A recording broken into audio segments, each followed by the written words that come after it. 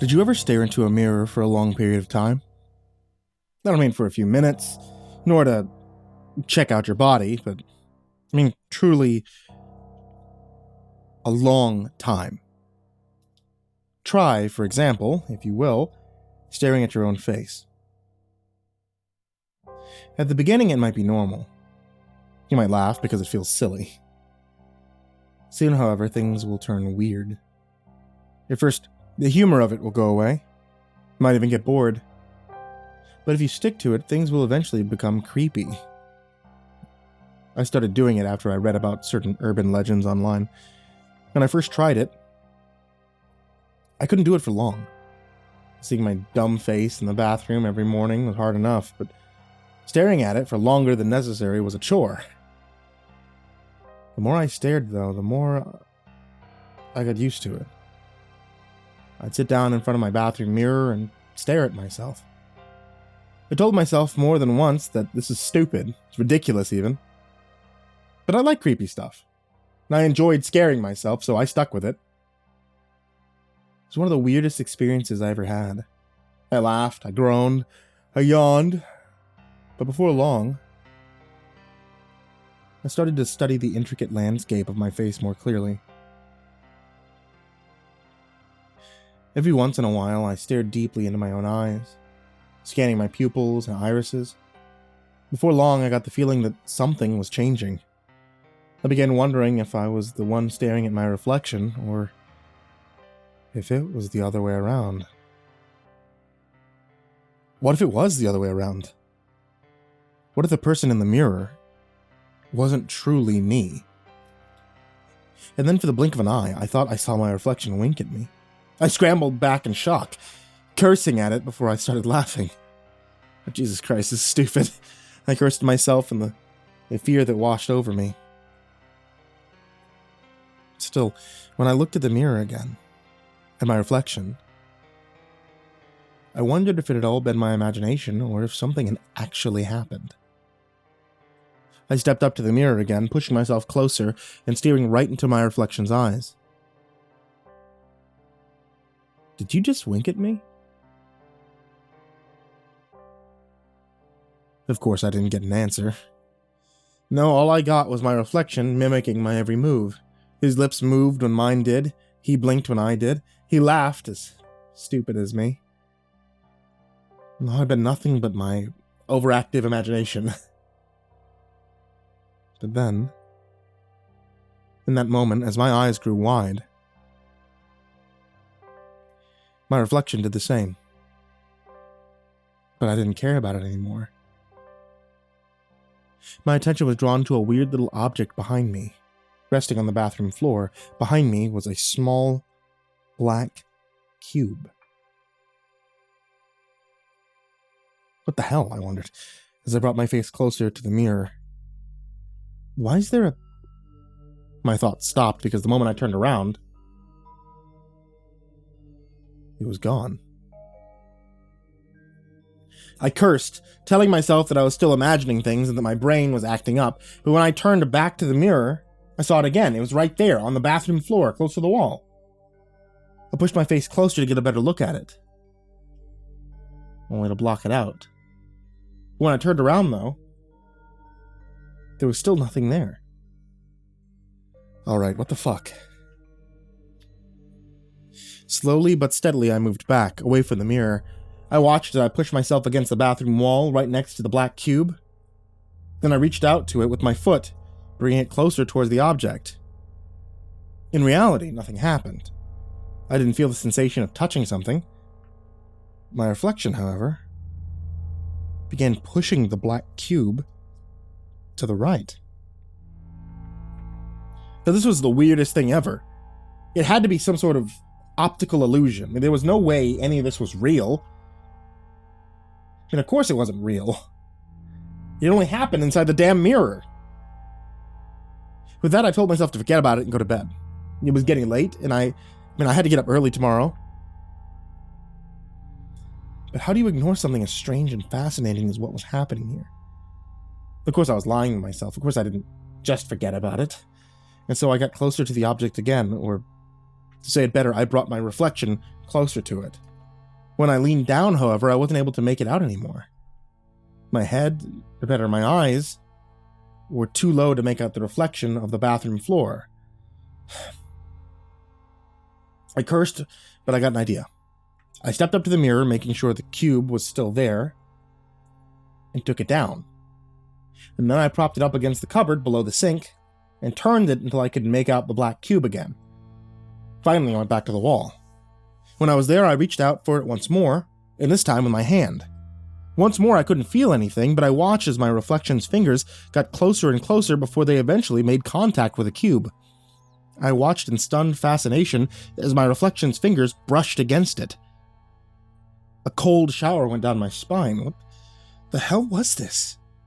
Was this really just an optical illusion? Before long, I had a rough idea of the cube's dimensions. Each side was about 1.5 inches. Then, with the most delicate of movements, I made my reflection close its hand around it. Then I lifted my hand. I watched as my reflection held it in its hand.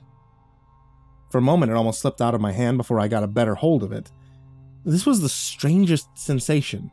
I have no feeling for it, and yet I was holding something. Or better, my reflection was holding it. With a few careful steps, my eyes glued to the mirror, I brought it closer towards it. I carefully placed it in front of the mirror, and I began studying it. It was nothing but a solid black cube. I stared at it from all dimensions, leaning left and right, standing up and laying down. What the hell was this thing? Then I brought my finger against it again, this time not delicately. Instead, I pushed it closer to the mirror. For a moment, I wondered what would happen if I kept it up. I thought of it sliding through the mirror's surface and appearing in my mind. I laughed, calling myself an idiot, telling myself again that this had to be some sort of optical illusion. And of course, it didn't slide through. Instead, it was pressed against the mirror, hard and slightly croaked together. At that moment, I saw that its top was slightly pushed upward. Does that mean that I could open it? Almost in a trance, I reached out with my other hand, my left hand. I couldn't help but curse in frustration as I tried to make sense of the cube's dimensions, and my movements being flipped. Finally, after 2 futile attempts, I managed to push my fingernail into the small crack, and then I delicately began pushing it upward. It took me another few tries before I succeeded in opening it. Where I was, however, I couldn't see a damn thing. So I stood up, brought my face close to the mirror, and stared down at it. And that's when I noticed that there was something strange and whitish inside of it. My hand went forward again, getting a hold of it and lifting it upward so I could get a better look. I closed my hand around the now open cube and lifted it, bringing the opening closer to the mirror. At first, I saw only white, but then I made out delicate red lines in it, saw its round form. A moment later, whatever was inside the cube started moving and turning. I watched in stunned horror, and after a few seconds, I stared at an eyeball. I screamed up in shock and disgust, scrambling away from the mirror and shaking my hand as if something had gotten a hold of it. Inside of the mirror, the black cube crashed to the floor.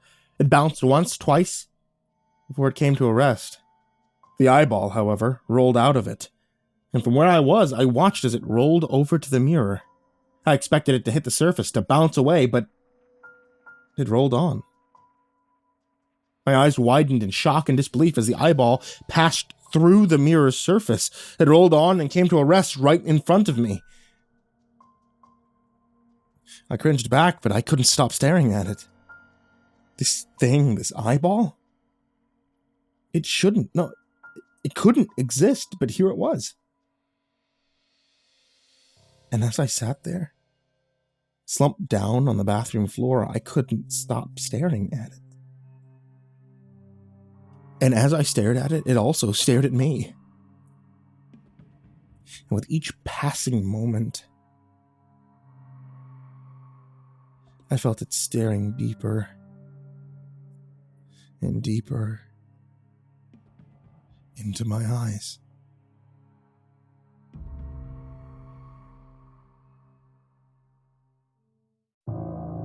Hey there kids, it's me, MrCreepyPasta, and thank you for watching tonight's video, or listening to tonight's podcast. I want to tell you about one quick thing before we say goodbye for the evening, and that's going to be about the MrCreepyPasta plush! There's a brand new plush that's available, and this is going to be running on like every single video, I think, for at least a couple of weeks for the entirety of this campaign, because the plush is only available for a limited time. So if you guys head over to makeship.com, then you guys are able to get this MrCreepyPasta plush. It's super cool. I worked with the original person who designed my character to be able to create this plush. And I think it's something that you guys will really love. It glows in the dark, which is really cool. And he's super soft and cuddly. So it's makeship.com, makeship.com/products/MrCreepyPasta-plush. Or you know what's easier?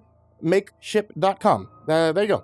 And as always, I want to give a very big thank you to everybody who is supporting me on Patreon.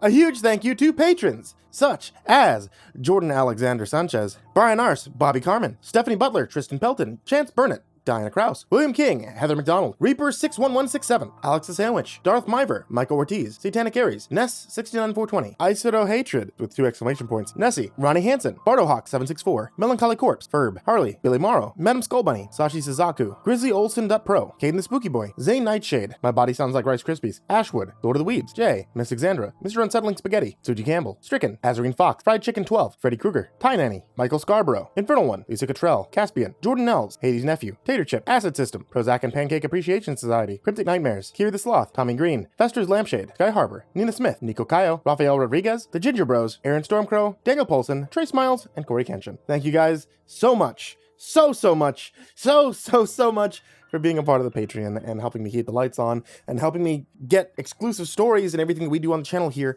It really means so much to me. I hope you all have a very happy Halloween and sweet dreams.